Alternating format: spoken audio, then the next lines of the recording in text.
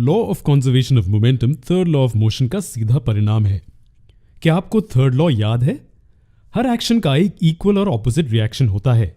जब दो objects interact करते हैं, दूसरे ऑब्जेक्ट पर पहले ऑब्जेक्ट द्वारा लगाई गई फोर्स पहले पर दूसरी ऑब्जेक्ट द्वारा लगाई गई फोर्स के बराबर होगी।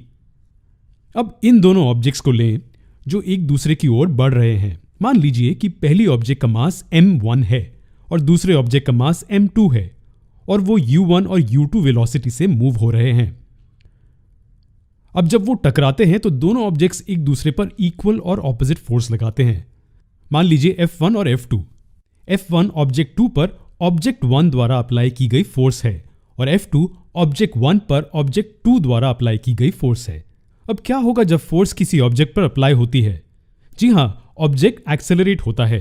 तो मान लीजिए कि फोर्सेस के कारण ऑब्जेक्ट्स पर A1 और A2 एक्सेलरेशन होती है। और कितने समय के लिए ऑब्जेक्ट एक दूसरे पर फोर्स अप्लाई करते हैं? मान लीजिए T1 और T2। क्या T1 और T2 बराबर होंगे? जी हां, बिल्कुल। ऐसा इसलिए क्योंकि वो कांटेक्ट में सेम टाइम के लिए हैं। जितने समय के लिए 1 2 पर फोर्स अप्लाई करता है, उतने ही समय के लिए 2 1 पर फोर्स अप्लाई करता है। अब जब हमारे पास सभी पैरामीटर्स तैयार हैं तो न्यूटन्स थर्ड लॉ को डिस्कस करते हैं। जब दो ऑब्जेक्ट्स इंटरैक्ट करते हैं तो वो एक दूसरे पर इक्वल और ऑपोजिट फोर्स लगाते हैं। इसलिए F1 नेगेटिव F2 के बराबर होगा। अब न्यूटन्स सेकंड लॉ के आधार पर F1 और F2 किसके बराबर होंगे? फोर्स, मास और एक्सेलरेशन का प्रोडक्ट है। इसलिए हम कह सकते हैं कि m1 a1 m2 a2 के बराबर है और एक्सेलरेशन कुछ और नहीं बल्कि rate of change of velocity है और हमें ये मिलता है। जैसा कि T1 और T2 बराबर हैं, हमें ये इक्वेशन मिलती है। इस इक्वेशन को आगे सॉल्व करने पर हमें ये इक्वेशन मिलती है। ये इक्वेशन हमें कुछ अद्भुत बताता है। आपको याद है कि मोमेंटम क्या है? मोमेंटम किसी भी ऑब्जेक्ट के मास और उसकी वेलोसिटी का प्रोडक्ट है।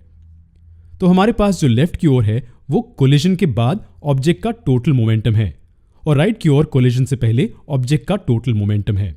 इसे law of conservation of momentum कहते हैं। कोलिजन के बाद दोनों ऑब्जेक्ट्स का टोटल मोमेंटम नहीं बदला। कोलिजन से पहले का टोटल मोमेंटम कोलिजन के बाद के टोटल मोमेंटम के बराबर है। और जी हां, यहां पर ये एक अजम्पशन है। यहां पर किसी भी तरह की एक्सटर्नल अनबैलेंस्ड फोर्स ऑब्जेक्ट्स पर एक्ट नहीं कर रही है। अगले वीडियो में हम इस लॉ से संबंधित कुछ एग्जाम्पल्स को देखेंगे।